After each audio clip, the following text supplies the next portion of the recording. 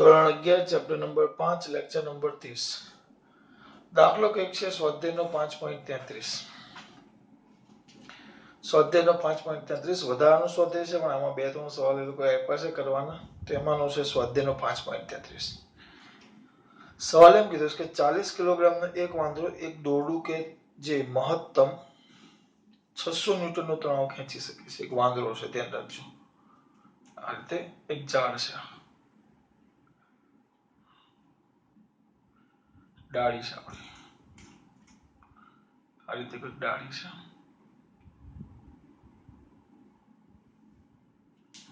એ ડાળી પર વાંદરો એક દોરડું છે, આ દોરડા પર વાંદરો છે.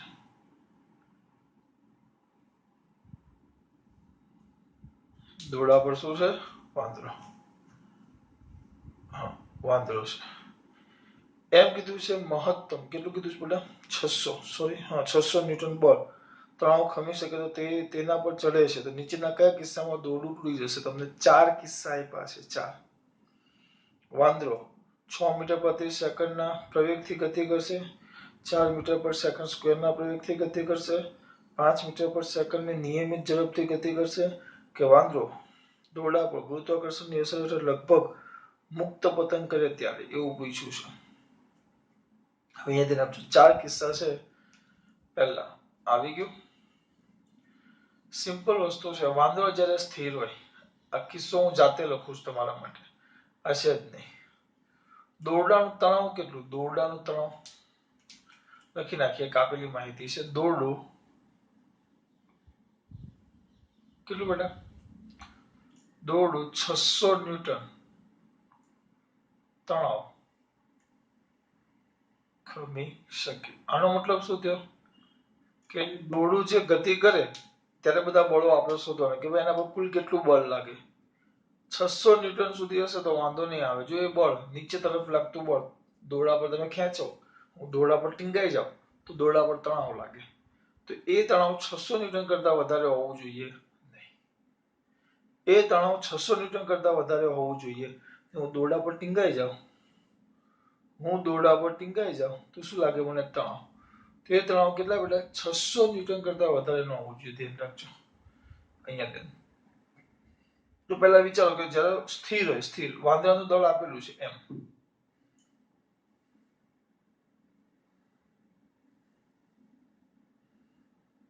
m બરાબર 40 કિલોગ્રામ. વાંદરાનું દળ m બરાબર 40 કિલોગ્રામ. તો દોરડો 600 ન્યૂટન તણાવ ખમી શકે છે. વાંદરાનું દળ m બરાબર કેટલા બેટા? 40 કિલોગ્રામ. તો જ્યારે વાંદરો પહેલા સ્થિર છે, સ્થિર કોઈ છે જ નહીં, વાંદરો દોરડા પર સ્થિર હોય,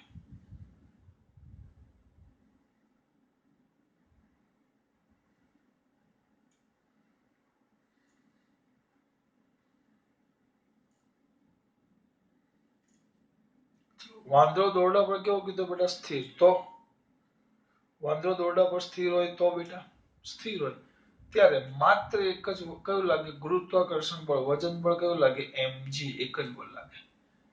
ત્યારે સ્થિર હોય. આ પહેલો કિસ્સો, સ્થિર હોય. સ્થિર હોય તો દોરડા પર લાગતું તણાવ બળ, દોરડા પરનું તણાવ બળ આપણે એને ટી કહી દઈએ તો એક જ આવે. કયું? ખાલી mg. સ્થિર છે એટલે ઇઝ ઇક્વલ ટુ mg. જી જોયેલું 10 જ લઈએ છીએ આપણે, 10 જ છે જી. જી તો 40 ગુણ્યા 10 તો કેટલું થાય બેટા? 400 ન્યૂટન. તો જો તણાવ બળ ખમી શકે એના કરતા આ ખમી કેટલું શકે? 600 ન્યૂટન. જ્યારે અહીંયા દળ અહીંયા કેટલું આવ્યું બેટા? 400 ન્યૂટન. ક્યારે? જ્યારે વાંદરો સ્થિર હોય. તો આ 400 ના 600 ખમી શકે એના કરતા તણાવ બળ કેવું આવ્યું? નીચે તરફ તણાવ બળ કેવું આવ્યું? ઓછું.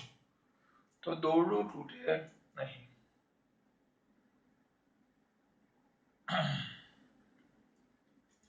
એક કામ કરવાનું, એફ કહી દઈએ, કેપિટલ એફ. આ ત્રણને એફ કહી દઉં એ કામ અને તણાવ બળ ટી કહી દઉં ટી બરાબર 600 ન્યૂટન બરાબર 600 ન્યૂટન તણાવ લાગતું બળ અને એફ કહી દઉં આ એફ ત્યાં લખાશે શું લખાય કે ટી કરતા ટી એ એફ કરતા મોટા છે કરતા મોટા હોવાથી દોરડું ન તૂટે તણાવ બળ દોરડાનું તણાવ બળ ટી 600 ન્યૂટન એ લાગતા દોરડા પરના તણાવ બળ આ અથવા કોના વડે લખાય વાંદરા વડે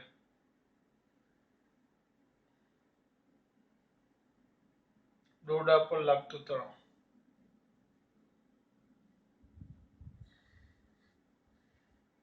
દોરડા પર લાગતું બળ એ કેટલું છે બળ 400 અને તણાવ બળ કેટલું સહન કરી શકે 600 ખરી આમ નીચે તમને યોગ્ય શબ્દ મળે એટલે આ રીતે લખું છું આ તણાવ બળ ટી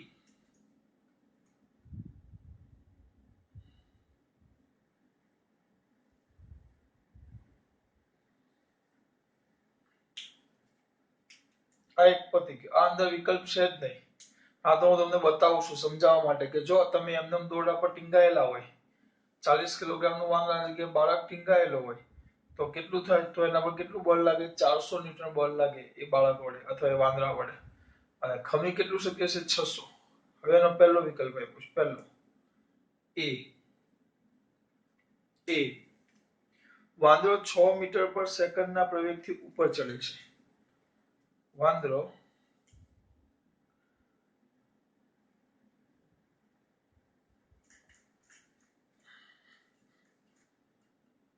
એ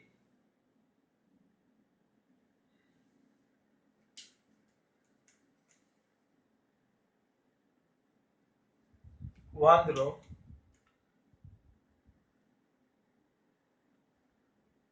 6 મીટર પર સેકન્ડ સ્ક્વેરના પ્રવેગથી ઉપર ચડે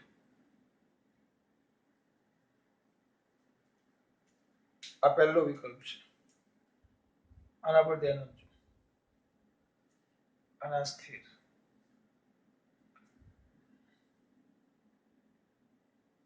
6 મીટર પર સેકન્ડ સ્ક્વેરના પ્રવેગથી ક્યાં ચડે છે ઉપર કેટલા પ્રવેગથી ઉપર ચડે છે 6 મીટર પર જોતા રહેજો બોર્ડ પર આમાં દરેક એક એક દાખલો ગણવાનો છે બીજું કઈ છે નહીં બેટા દાખલામાં કશું જ લેવાનું નથી ખબર પડવી જોઈએ તમને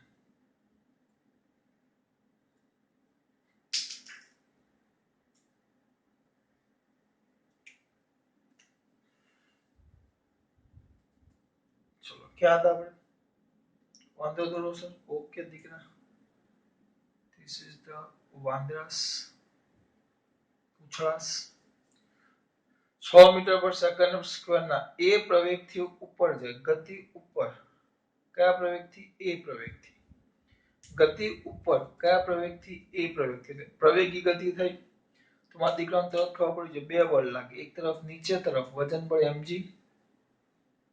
અને સાથે સાથે આભાસી બળ m બે બળ લાગે એક પણ આકૃતિ ચોપડીમાં આપી નથી એક પણ આકૃતિ ચોપડી નથી આપી પણ બધા વિકલ્પની આકૃતિ દોરીશ ક્યાં જાય છે જો અહીંયા તો સ્થિર હતો અહીંયા પ્રવેગી ગતિ કરે છે પ્રવેગી તો પ્રવેગી ગતિ કરે તો નીચે આભાસી બળ ક્યાં લાગે ગતિ ક્યાં કરે છે ઉપર ઉપર ચડે છે ઉપર ગતિ કરે તો આભાસી બળ ક્યાં લાગે નીચે સ્થિર હતો ત્યારે માત્ર કયું બળ લાગતું વજન બળ પણ હવે પ્રવેગી ગતિ કરે તો નીચે વજન બળ અને સાથે સાથે કયું બળ લાગે બેટા આભાસી બળ નીચે વજન બળ ને સાથે સાથે કયું બળ લાગે આભાસી બળ તો શું લખાય આના માટે બેટા બોલો તો એ જ વસ્તુ આ જ મુદ્દો ટૂંકમાં લખીશ વાંદરા વડે દોરડા પર લાગતું બળ તો કેટલું થશે F is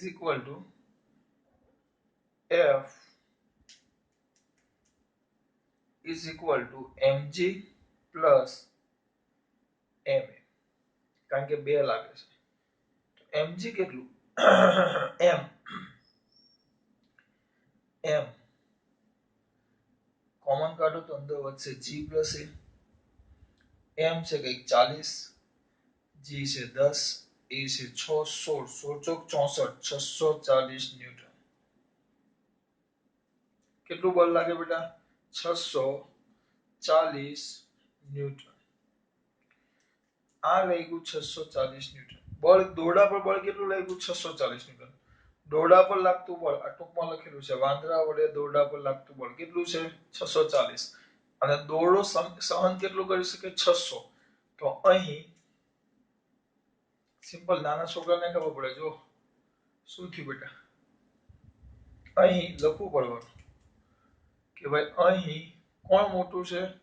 આ જે એફ છે, એફ વાંદરા વડે દોરડા પર લાગતું બળ એ દોરડું સહન કરી શકે એ તણાવ બળ કરતા વધારે છે. એફ એ મોટા છે ટી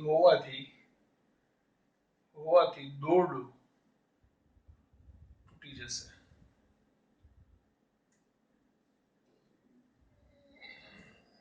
દોરડું તૂટી જાય. From this we can easily say that દોરડું is ભાંકાક એટલે તૂટી જાય. આના પરથી કહી શકાય કે દોરડું તૂટી જાય. પહેલો કિસ્સો વાત પૂરી, દાખલો પૂરો થઈ ગયો. પણ આપણે એ પણ જોશું કે બાકીના 3 કિસ્સામાં શું. બીજો કિસ્સો છે, વાંદરો 4 મીટર પર સેકન્ડ સ્ક્વેરના પ્રવેગથી નીચે ઉતરે છે. બી સેક્શનમાં એવું કહે છે.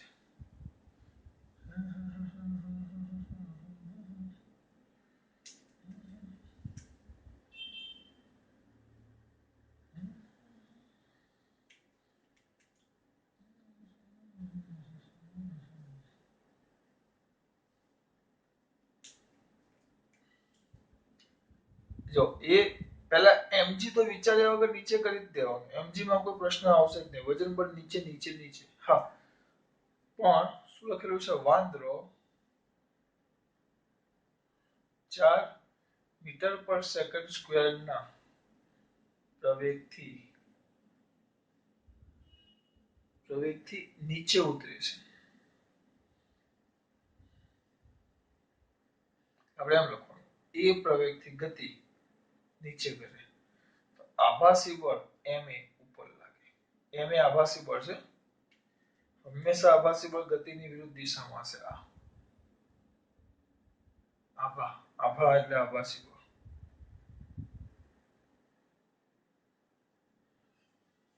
આભા એટલે આભાસી બળ. થોડો કીચડો થઈ ગયો. તો બોલો હવે mg ક્યાં લાગ્યું? નીચે. ma ક્યાં લાગ્યું? ઉપર. mg ક્યાં લાગ્યું? નીચે. ma ક્યાં લાગ્યું? ઉપર. બંને પરસ્પર કઈ દિશામાં છે? વિરુદ્ધ દિશામાં. બંને પરસ્પર કઈ દિશામાં છે? વિરુદ્ધ દિશામાં. હા, આપણે ટૂંકમાં જે વિધાન લખીએ છે કયું? વાંદરા વડે દોરડા પર લાગતું બળ. વામદું પાદું એવું બધું નથી. બળ તો શું આવે? બોલમાં નીકળે. F is equal to mg minus ma.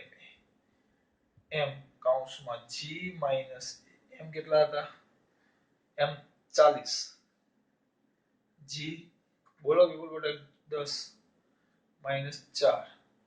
10 minus 4 એટલે 6. 6 ચોક 24. 240 ન્યૂટન. એટલે જો તમે નીચે ઉતરતા હોય ને તો દોરડા પર તણાવ ઓછું લાગે. જો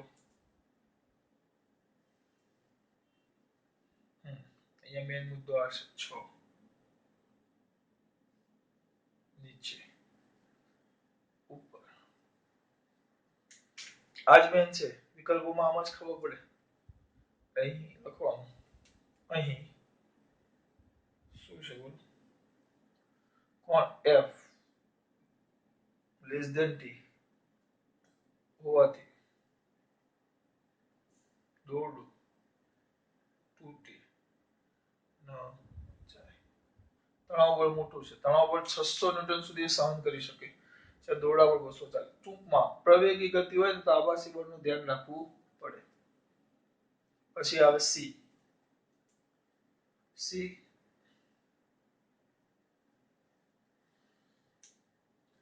વાંદરો 5 મીટર પર સેકન્ડના નિયમિત ઝડપથી ઉપર ચડે છે. હવે આમાં ડાયરેક્ટ આકૃતિ નહીં આવશે. વાંદરો 5 મીટર પર સેકન્ડના નિયમિત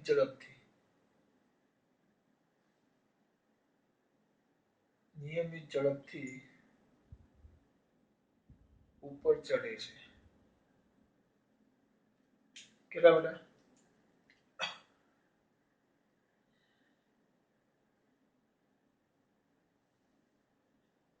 નિયમિત ઝડપ.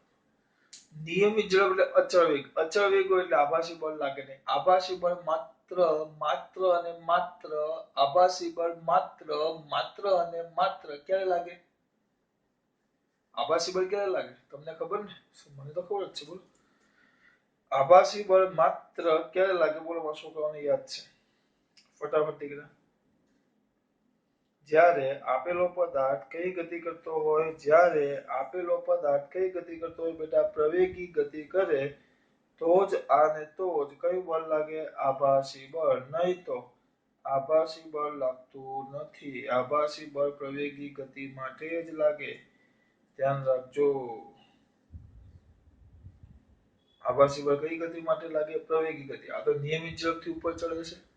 નિયમિત ઝડપથી ઉપર કરે એટલે આભાસી બળ ન લાગે. વાંદરો નિયમિત ઝડપથી ઉપર ચડે તેથી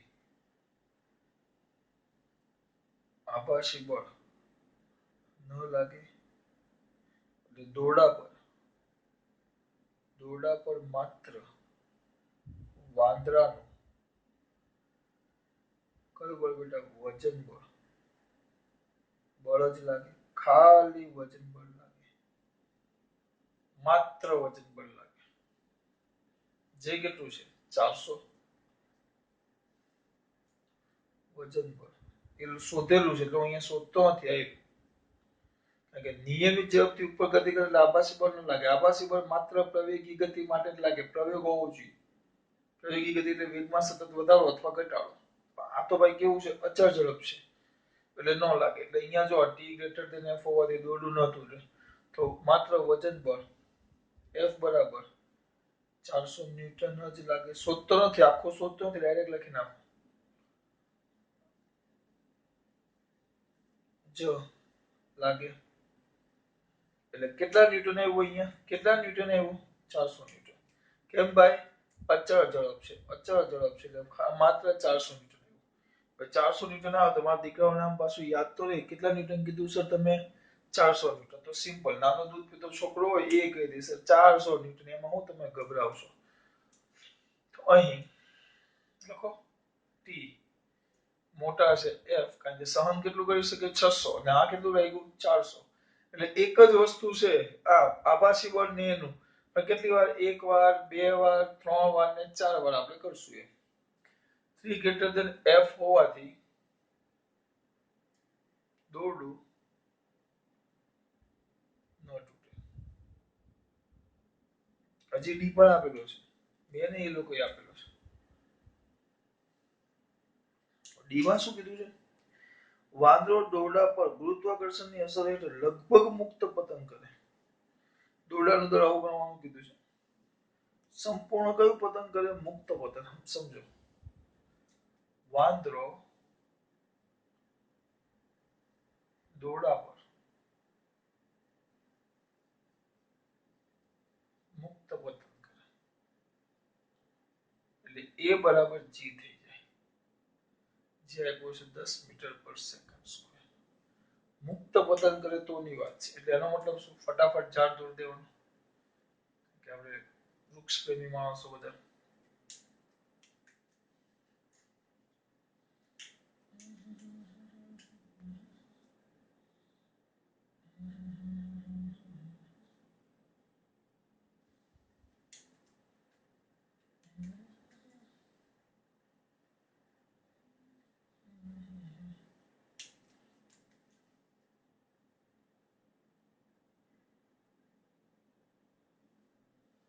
એવું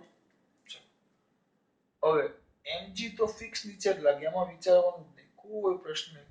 mg માં, તો એ નીચે જ લાગે, નીચે, બરાબર. mg કમ્પલસરી ક્યાં લાગશે? નીચે. હવે ઉપર, ઉપર જો, અને એ પ્રવેગ થી નીચે જાય છે, એ બરાબર g પ્રવેગ થી ગતિ નીચે તરફ કરે છે, તો આપણે ઉપર લાગે આભાસી બળ. આભાસી બળ હંમેશા ગતિની વિરુદ્ધ દિશામાં ક્યાં જઈશ? મુક્ત પતન કરીને નીચે જાય, આમ દોડવું આમ છોડ દે, કરીને જાય ને એમ. આભાસી બળ નીચે, તો એમ એ જેટલા પ્રવેગથી નીચે ગતિ કરે છે, એ ખાલી એ રાખો ને, એ પ્રવેગથી નીચે ગતિ કરે છે. કેટલા પ્રવેગથી ગતિ કરે? એ પ્રવેગથી ક્યાં ગતિ કરે છે? નીચે. તો આભાસી બળ ક્યાં લાગશે? ઉપર. તો આપણું સૂત્ર શું આવે બોલો? તણાવ બળ ટી, સોરી, તો વાંદરા વડે દોરડા પર લાગતું તણાવ બળ, વાંદરા વડે દોરડા પર લાગતું તણાવ બળ અથવા લાગતું બળ, તો F is equal to mg. mg નીચે છે ને આભાસી બળ ઉપર છે, mg minus ma. આ તો mg માઇનસ, પણ એ બરાબર, તો આ કિસ્સામાં g છે, કારણ કે મુક્ત પતન કરે છે, એ બરાબર તો g છે, એટલે mg minus mg ટૂંકમાં 0. એનો મતલબ એમ થયો કે દોરડા પર આ કિસ્સામાં કોઈ પણ પ્રકારનું તણાવ બળ લાગતું નથી, કારણ કે તમે આમ છોડી જ દેવ છો. તમે મુક્ત પતન ક્યારે કરી શકો? જ્યારે તમે દોરડાને છોડી દો, એટલે આમ છોડી દીધું, પછી આમ પકડી લેતો, ત્યારે બળ લાગે, પણ ત્યાં તો છોડી દીધું છે. એનો મતલબ એમ થયો આ કિસ્સામાં દોરડા પર કોઈ પણ પ્રકારનું